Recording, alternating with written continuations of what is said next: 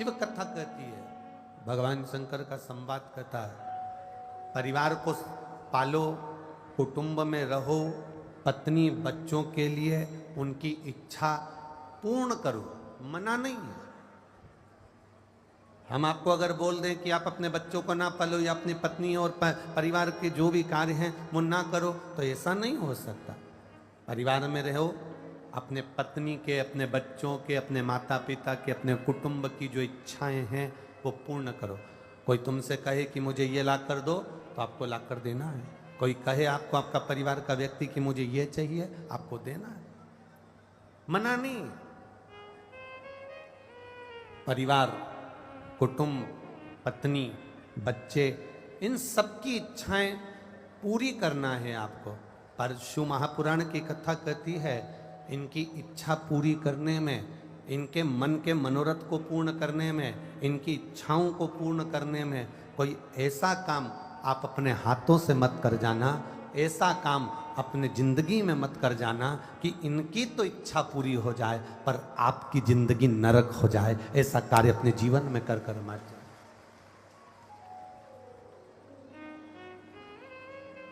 ऐसा कार्य कर कर मत जाना कि मालूम पड़े कि इनकी तो इच्छा पूरी हो गई। पत्नी ने कहा मुझे ये ला कर दो, तुमने ला कर दे दिया। बच्चों ने कहा मुझे ये ला कर दो, तुमने ला कर दे दिया। किसी ने कहा मुझे ये ला कर दो, तुमने ला कर दे दिया। इनकी तो इच्छा पूरी हो गई, इन्होंने तो कह दिया पापा मुझे ये चाहिए, मम्मी मुझे ये चाहिए, बेटा ने कहा, पत्नी ने कहा, स्वामी मुझे ये चाहिए। सबने कहा, कुटुंब वालों ने, परिवार वालों ने, सबने कहा हमको ये ला कर दो, हमको ये चाहिए। ऐसा ना हो जाए कि इनकी इच्छा पूरी करते करते करते करते करते करते एक सीमा ऐसी हो जाती है, एक समय ऐसा आ जाता है कि इनकी इच्छा पूरी करते करते करते करते हम गलत काम कर बैठते हैं। हम चोरी कर लिए, हम अपशब्द कह दिए, हम ताने दे दिए, अपने सिग्नेचर का अपने दुरुपयोग कर लिया, अपने शब्दों का हमने दुरुपयोग कर लिया, अपनी वाणी का हमने दुरुपयोग कर लिया। कहीं हमने इनकी इच्छा पूरी करते करते 1 रुपए की वस्तु को 10 रुपए में ना कर देना। महाराज, शिव महापुराण की कथा कहती है, अपने परिवार, अपने कुटुंब, अपने इष्ट की, अपने साथियों की इच्छा पूरी करने में कहीं तुम अहित ना कर जाओ। और जिस दिन इच्छा पूरी करते करते मालूम पड़े तुम गलत पथ पर चल बैठे, इच्छा पूरी करते करते तुम गलत मार्ग पर निकल गए, तो इनकी तो इच्छा पूरी हो जाएगी पर आपकी संपूर्ण जिंदगी नरक हो जाएगी। इसलिए इससे बचने का प्रयास करो। बिंदुक और देवराज के साथ में हुआ क्या था? हुआ क्या था? बिंदुक नाम का ब्राह्मण कुल में जन्म ले लिया। बिंदुक नाम का ब्राह्मण कुल में जन्म लेने के बाद अच्छी सुंदर पत्नी मिल गई। सुंदर पत्नी, कहते हैं बिंदुक की जो धर्म पत्नी थी इतनी सुंदर थी, इतनी सुंदर थी कि देवलोक की अप्सराएं उसके सामने फीकी थी। वो इतनी सुंदर, चंचुला इतनी सुंदर थी, बिंदुक की धर्मपत्नी इतनी सुंदर थी। और शास्त्र कहता है कि बिंदुक की पत्नी इतनी सुंदर होने के बाद भी बिंदुक एक बार एक मार्ग से निकल कर जा रहा था। उस मार्ग में वो चोरी का थोड़ा सा धन लेकर जा रहा था और उस मार्ग से निकलते निकलते निकलते निकलते उसको सामने एक सुंदर स्त्री नजर आ गई।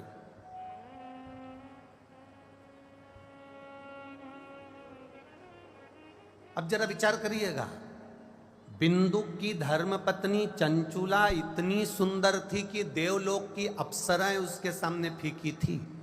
उसके बाद भी पति को दूसरी स्त्री पसंद आ रही है। जरा समझिएगा, कई माताएं हमसे प्रश्न करती हैं, जीजियों आपका वो प्रश्न का उत्तर थोड़ा सा ध्यान दीजिएगा। कई माताएं प्रश्न करती हैं, कई जीजियां प्रश्न करती हैं, कई माताएं प्रश्न कि गुरुजी एक बात बताओ, कई पुरुषों की पत्नियां इतनी सुंदर होती है, इतनी सुंदर होती है, उसके चरणों को प्रणाम करती है, उसका सम्मान करती है, उसका आदर करती है, पत्नी उसके मनपसंद भोजन को तैयार करती है, पत्नी उसका आदर करती है, इसके बाद भी वो पुरुष, उसके बाद भी वो पति दूसरी स्त्री के साथ में उसको क्यों देखता, उसके साथ क्यों रहना पसंद करता? कारण क्या है? जब चंचुला इतनी सुंदर थी कि देवलोक की अप्सराएं उसके सामने फीकी थी,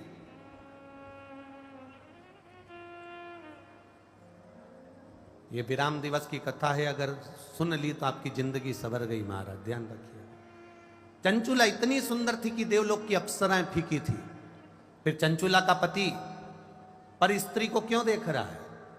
चंचुला का पति पर नारी को क्यों देख रहा है? पर स्त्री के साथ रहना क्यों चाहता है? एक वेश्या के साथ में वो रहना क्यों चाह रहा है? एक गलत नारी के साथ में वो अपने को रखना क्यों चाह रहा है?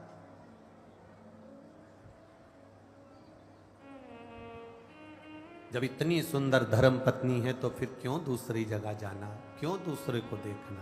कारण क्या है? उसका एक कारण सबसे प्रबल है। आपको लगे कि ये दूसरी जगह क्यों जाता है, प्रश्न है लोगों का, तो उसका एक कारण है।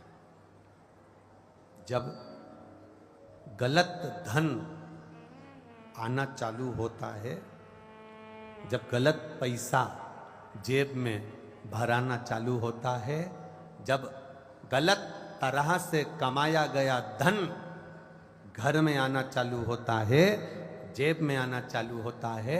एक अंदाजा लगा कर रखना, जब तुम कम पैसे कमाते थे, बाजार से गिलकी, आलू, टमाटर, सब्जी, मिर्ची, धनिया खरीद कर लाते थे, घर में सब्जी बनाकर खाते थे। बोलो सही है कि गलत है?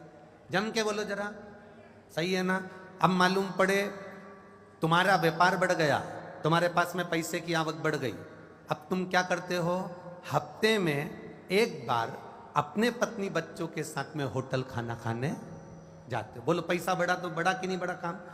पैसा बढ़ा तो होटल में खाना खाने जाने लगे। पैसा और बढ़ा तब क्या होने लगा? पत्नी ने कहा आज मेरा मन नहीं कर रहा रोटी बनाने का, सब्जी बनाने का, तुम एक काम करो बाजार से मंगवा लो। पैसा बढ़ा तो बाजार की सब्जी और रोटी घर में आने लगी।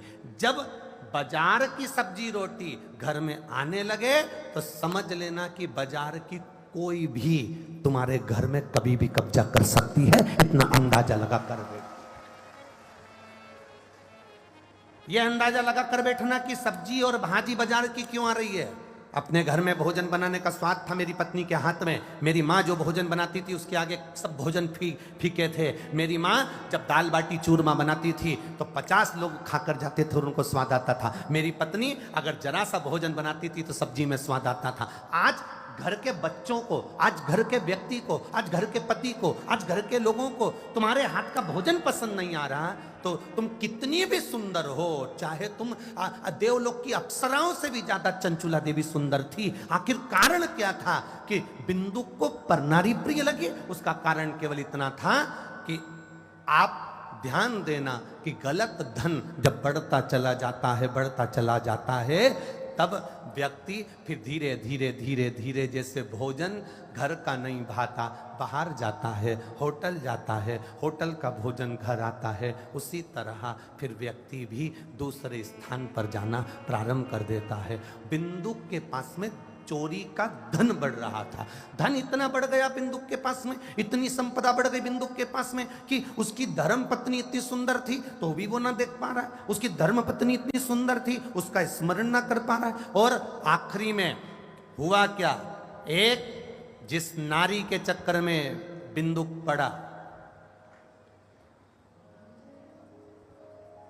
और पुरुष जब धन बढ़ता है, सुंदर पत्नी को छोड़कर जब दूसरी नारी के चक्कर में पड़ता है, दोनों को अगर अंदाजा लगा कर देखना, किसी के सामने खड़ा कर देना कि ये मेरा पति इसके चक्कर में पड़ा है, मैं इसकी पत्नी हूं, अंदाजा लगा कर देखना कि पत्नी ज्यादा सुंदर होगी और जिसको उसने पसंद करा, जिसके लिए अपना घर छोड़ रहा है, जिसके लिए अपना परिवार तोड़ रहा है, जिसके लिए अपना कुटुंब छोड़ रहा है, जिसके लिए अपने बच्चे छोड़ रहा है, उसको अंदाजा लगा कर देखना। बिंदुक से वो पराई नारी ने कहा, रानी गले में जो हार पहनती है वो रानी के गले का हार मुझे चाहिए। अब बिंदु कहता मैं तो छोटा सा चोर हूं, लाता हूं तुम्हें दे देता हूं। मैं कहां से वो रानी का हाल, मैं नहीं जानती। रानी का हार अगर मेरे पास में नहीं आया तो मेरे घर में पांव रखने की जरूरत नहीं, निकल जा बाहर।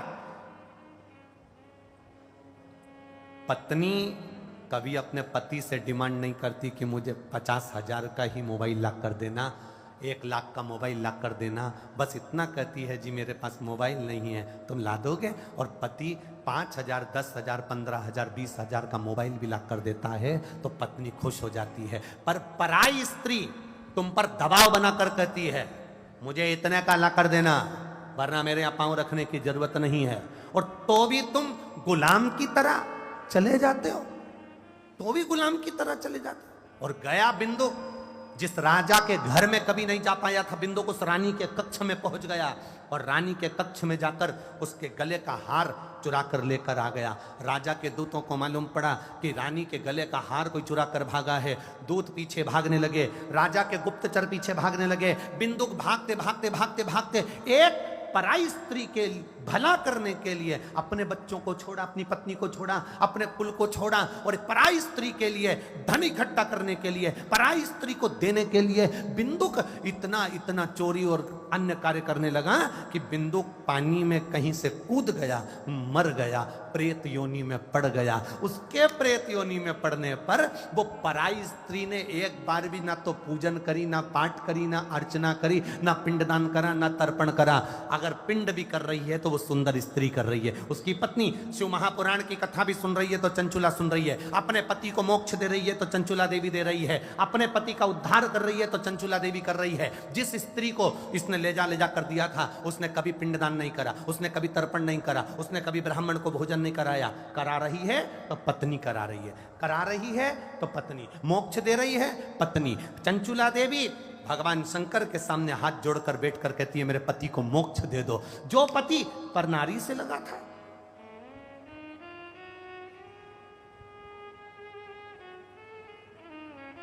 कमाओ, जितने अलवर में रह रहे हो और जितने बाहर से कथा सुनने के लिए आए हो, मैं बाबा देव अधिदेव महादेव से यही प्रार्थना करता हूं, जितने लोग आस्था चैनल पर कथा सुन रहे हैं, जितने फेसबुक यूट्यूब पर सुन रहे हैं,